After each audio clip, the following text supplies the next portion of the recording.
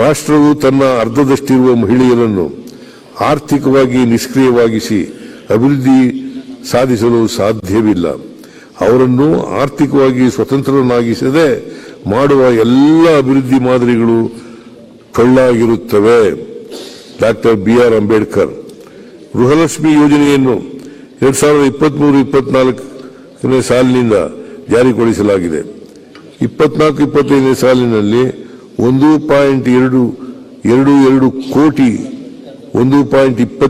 ಕೋಟಿ ಕುಟುಂಬಗಳ ಯಜಮಾನಿಯರಿಗೆ ಧನ ಸಹಾಯ ಒದಗಿಸಲಾಗಿತ್ತು.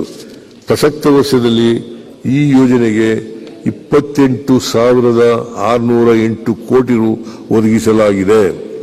ರಾಜ್ಯದ 37 ಲಕ್ಷ ಮಕ್ಕಳ ಮತ್ತು ಕಲಿಕೆಯಲ್ಲಿ ಮಹತ್ತರ ಪಾತ್ರ ವಹಿಸುತ್ತಿರುವ ಅಂಗನವಾಡಿ ಕಾರ್ಯಕರ್ತೆಯರಿಗೆ ಗೌರವಧನ 700 ಹಾಗೂ ಸಹಾಯಕರ ಗೌರವಧನವನ್ನು 750ಕ್ಕೆ ಹೆಚ್ಚಿಸಲಾಗುವುದು. ಸಕ್ಷಮ ಅಂಗನವಾಡಿ ಯೋಜನೆಯಡಿ ರಾಜ್ಯದ 17,454 ಅಂಗನವಾಡಿ ಕೇಂದ್ರಗಳಿಗೆ ಹೆಚ್ಚುವರಿ ಸೌಲಭ್ಯಗಳನ್ನು ಕಲ್ಪಿಸಲು ತಲಾ 1 ಲಕ್ಷ ರುನಂತೆ ಒಟ್ಟು 175 ಕೋಟಿ ರೂಪಾಯಿ ಒದಗಿಸಲಾಗುವುದು.